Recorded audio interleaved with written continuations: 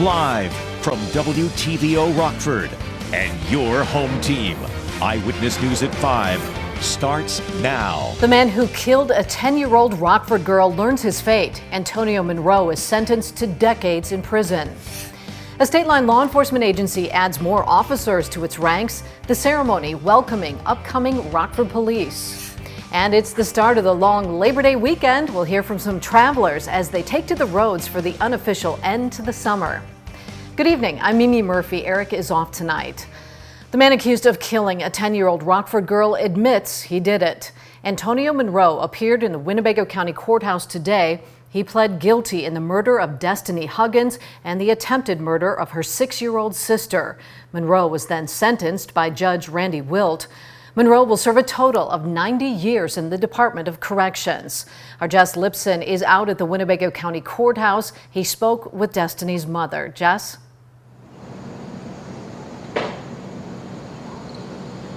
Mimi, I spoke to a relieved Dominique Haynes, Destiny Huggins' mom, as she walked out of the courthouse knowing she won't have to go back. Dominique took the stand calm and collected as she spoke directly to her daughter's killer, how he took such a precious light in her life. She'll miss the little things like watching her daughters play together and getting to hug Destiny. She was very thankful. Now try and move on. It's gonna be a little weird for me now because now like my baby's favorite holidays coming up. Halloween, Thanksgiving, Christmas. You know, like those are things that I'm have to get to, like that's my new norm. I'm not gonna be able to see her, tell her on Christmas, Destiny, don't go down there touching no toy. You know, it's just the little things that she do that I wish she could be here to do now. After the ruling, the judge did not hold back as he said to Monroe that he feels that he should be impartial in these cases, but with grandchildren of his own. He called him a monster and told him to get out of his courtroom. Reporting live in the Winnebago County Courthouse, I'm Jess Lipson. Back to you, Mimi. All right, thanks, Jess. Rockford Fire investigates an early morning house fire. Around 5:30, crews were called to a vacant house near the intersection of Tay and Chestnut Streets. Firefighters arrived in about 4 minutes to find smoke in the area. A small fire was found in a back bedroom of an abandoned home. The fire was contained to that one room. Damage is estimated at around $500. A fire investigator is currently looking into the cause of the fire. A Lee County canine gets some added safety gear and medical protection. Vested interest in canines awarded Lee County Canine Nemo the Healthcare for Canine Heroes grant. The donations given to departments that have the financial burden of raising funds to support their canine units. It's an annual medical reimbursement insurance policy that will cover illnesses, injuries, diagnostic testing, and therapy. The nonprofit also fitted Nemo with a custom bullet and stab protective vest. A local law enforcement agency adds to its ranks. Rockford Police held a swearing-in and promotion ceremony this afternoon. Chief Carla Redd presided over the ceremony. She helped welcome 5 new recruits to the force. Each had a family member place their badge on their chest. All 5 will now head to the police academy. 3 officers were also promoted. You know, as I think about my career and having rose through the ranks as well, it's a special moment for each promotion, and they do put a lot of work in to get to that next step. So it's a new adventure for them. They're going to be chartering into some new territories, new responsibilities under their belt, but I have no doubt they can all handle it. Chief Redd says it's a great feeling to continue to grow the Rockford Police Force. After a weeks-long delay, a closed portion of a busy Rockford Road is back open to drivers. The roadblocks on Guilford Road were taken down this morning. The stretch of Guilford between Alpine and Mulford had been closed off since early July. Crews were repairing a bridge. Work was expected to take a month, but ran into some weather delays. Lots of people are expected to hit the roads today for the Labor Day holiday weekend. Travel this weekend is expected to be 11% more than last year, with more than 95 million Americans driving to their destinations. Experts predict today is likely the busiest day for cars out on the roads. We made our way to the Belvedere Oasis to ask travelers how they'll spend their weekend. Today we're driving to Madison to surprise my son for his birthday, and my wife and I, and then tomorrow we're going to hang out with some friends for dinner, and then Sunday we're hosting a barbecue with some more friends and golfing on Monday. I have a granddaughter who starts kindergarten next week, and so I bought her a bed, like a castle type bed, and she's excited about it. So she and I are going to assemble that, so she'll have a new bed at the start of kindergarten. For travel on Monday, experts recommend returning later in the evening after 7. Also on Monday, expect road closures in downtown Rockford for the Labor Day parade. The parade will begin at 10 a.m. Some streets will be closed starting at 9. The route begins at 7th Street and 6th Avenue. It goes north to East State, then east across the bridge to Wyman and Chestnut, ending near the entrance to Davis Park. Drivers are urged to avoid that area. Supporters of Donald Trump are fighting to stop his prosecution from the federal and state governments, but they're facing opposition from those who believe the former president should not be above the law. Our temperature is going to warm much more once we get into the rest of the weekend going forward. Right now, only in the low 80s for many of us. We're talking about 90 degrees as early as tomorrow. We'll let you know just how warm the holiday brings coming up in just a few minutes. You're watching Eyewitness News, your home team with Eric Wilson, Mimi Murphy, Scott Leber, and meteorologist Jordan Wolf.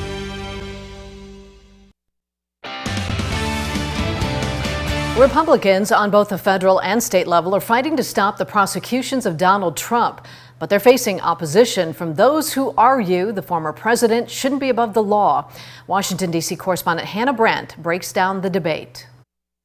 Lawmakers are threatening to end the cases against former President Trump. It's wrong what we're seeing, and I think the only way to fix that is to defund it. Congressman Andrew Clyde wants to strip funding from state and federal prosecutors going after Trump. He plans to use the annual budget process to do it by introducing amendments to prohibit the use of federal money in cases against major presidential candidates before the 2024 election. Using the tremendous power of the federal government against a political opponent.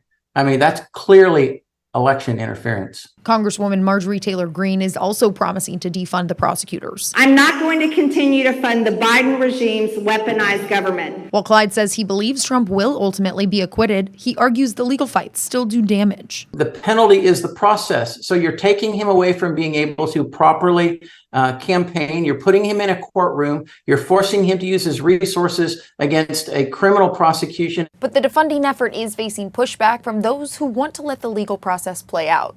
House Appropriations ranking Democrat Rosa DeLauro called the tactics naked politicization of our criminal justice system and said Congress could not allow it. On a state level, Georgia Governor Brian Kemp is taking on fellow Republicans, criticizing calls to impeach and defund Fulton County District Attorney Fani Willis, who's prosecuting the former president. As long as I'm governor, we're going to follow the law and the Constitution, regardless of who it helps or harms politically.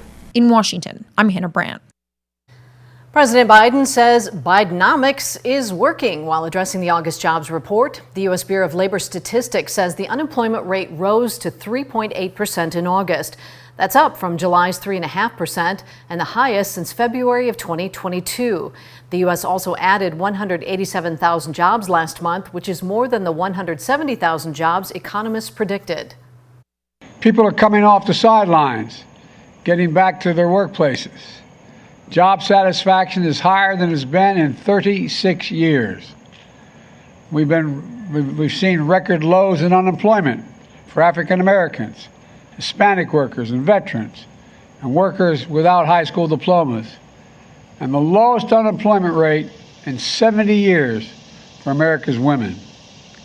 At the same time, inflation continues to fall.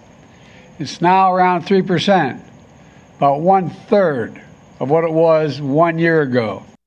The jobs report showed healthcare, hospitality, social services, and construction added the most jobs last month. Temperatures tonight are expected to dip down into the 50s, but they're looking to rise for the rest of the weekend. Coming up, we'll hear from Jordan on the dry conditions for the state line on Labor Day.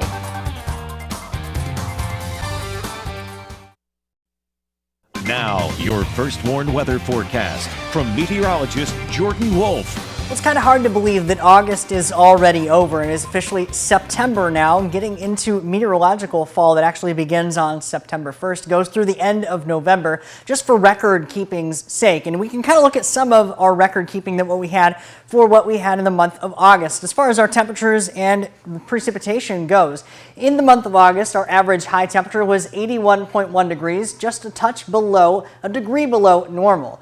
And our average low temperature was 62 degrees, which is also slightly below average for that time of year. Our average temperature across the entire month was 71.6 degrees, which was about 0.3 degrees below average. Meanwhile, our precipitation was pretty significantly below normal, as we only saw 1.41 inches of rain, which is about 2 3/4 inches of rain below normal for this time of year in Rockford. At the moment, we are still holding on to temperatures that are fairly close to normal for this time of year, right around the low 80s.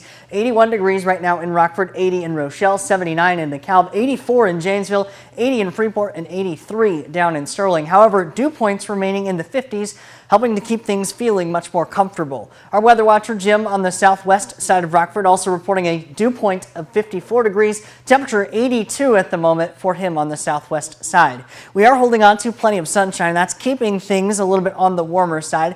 We're still seeing those bright blue skies out there here into the afternoon and into the evening, overlooking our Poplar Grove Airport SkyTrack camera, and that's where we're seeing just a few of those passing clouds well off in the distance. We can kind of see those when we look at satellite radar as well, mainly off to our north and our northwest. Some of those upper level clouds going to work their way into the area later on here into the evening, but we will remain precipitation free for Friday Night Lights and our week 2 of our Friday Night Football that we have going on.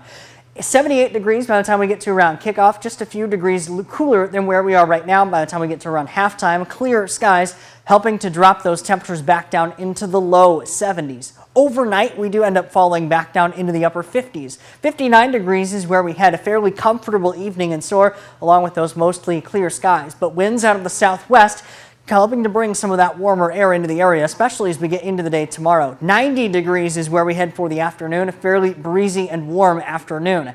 We are going to see those clear skies and also precipitation free, a few passing showers up to our north and our northeast as we get into tomorrow afternoon and evening, but otherwise just a few passing clouds through the area as we get into the next few days. However, temperature is going to start tugging their way up a little bit. By the time we get into tomorrow, already 90 degrees. Sunday, 94, and Labor Day, 95 degrees for that afternoon high. On Labor Day specifically, we could be talking about temperatures climbing pretty quickly. Already at 80 degrees by 9 a.m., 90 by the time we get to around noon, and heat index values also going to be climbing very quickly, getting back up into those triple-digit marks, possible, at least pretty close to there by the time we get into the afternoon. Luckily, though, that warmer weather does not hold on too much longer, as we do fall right back down toward the back half of the week. That does also bring us some rain chances as we get toward the end of next week as well. All right, thanks, Jordan. High school football is on the minds of many tonight. It's week 2 of the season. Let's take a live look at Hananiga's Kelsey Field. Scott joins us from there next with a preview of tonight's big game between the Indians and the Harlem Huskies. Now sports with sports director Scott Lever. I'm live with you from Kelsey Field in Rockton, where a very big game in the Nick 10 is going to unfold here tonight. The Hananiga Indians will host the Harlem Huskies in our game of the week. Hananiga was the Nick 10 champion 2 years ago. Harlem was the Nick 10 champion the year before that. And this year, both of these teams have intentions of finishing on top. Now, these are two of the winningest programs in the Nick 10 in recent years. Hananiga has made the playoffs 15 consecutive seasons. Harlem has made the playoffs 14 straight. Both teams got opening night wins under their belt last week, but both teams have room for improvement. Harlem especially so on offense. The Huskies offense put only 6 points on the board last week against Auburn. They hurt themselves with some mistakes. The Huskies are confident this offense will get rolling sooner rather than later, and they're better than they showed last week. There was definitely some positive. It was just little mistakes we made that came together to not have a great outcome. So we're definitely working on the small things this week and making sure we fix those so we can be better. That Harlem offense will be going up against a very impressive Hananiga defense that has several returning starters. Last week, the Indians held Jefferson to 57 total yards and 5 first downs. Miles Schmidt's a big part of that Hananiga defense at middle linebacker. He says his defense won't let Harlem's offensive struggles last week fool them into taking the Huskies lightly. Obviously, no matter what, we're going to come prepared for what they're pulling out. We're not going to take them any more lightly or less seriously just because they only had that one touchdown with a few safeties. So we're going to come as prepared as we always do for every game, give it 100% no matter what. Also in this game, we're going to see two big playmakers, Isaiah Huey for the Hononegah Indians and Jamani Mohammed for the Harlem Huskies. Hononegah coach Brian Zimmerman says it takes a village to stop Mohammed. You know, I don't think we've got a single guy on our team that can match his speed. So, yeah, that's what it's going to be. We're going to have to make sure that we're in the right position and we take good angles. Yeah, he's very dynamic. Here are the other games in the Nick 10. Belvedere will play at Freeport, East at Belvedere North, Auburn at Guilford, and Boylan at Jefferson. Some other key games we'll be watching closely include Byron at Lutheran, Dixon at Oregon, Genoa Kingston at North Boone, Forston at Dakota, and Lee Wynn at Fulton. The Overtime Gang is ready again to bring you the highlights, scores, and analysis tonight at 11 on Overtime on Fox 39. Well, former Rockford Rivet Jordan Wicks just might be the guy who puts the Cubs over the top in the National League Central. He had another strong outing today in Cincinnati. In 5 innings, he allowed only 1 run, and this is his 24th birthday. Cody Bellinger made sure it was a happy birthday. He launched his 21st home run in the 4th inning. He later added a 2-run single, and the Cubs beat the Reds 6-2 in the first game of a doubleheader. That's it for sports. We'll be right back.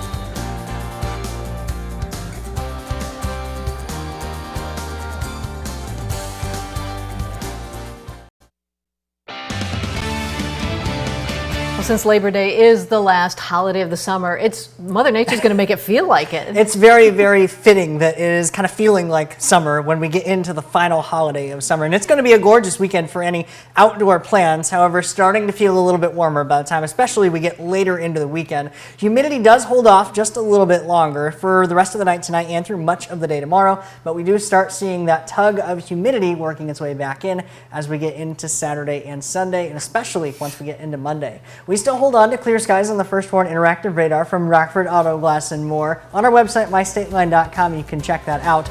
Temperatures, though, working their way back up into the 90s for the rest of the weekend. 90 on Saturday, 94 on Sunday. Monday could feature heat index values close to the triple digits, still holding on to temperatures above normal all the way through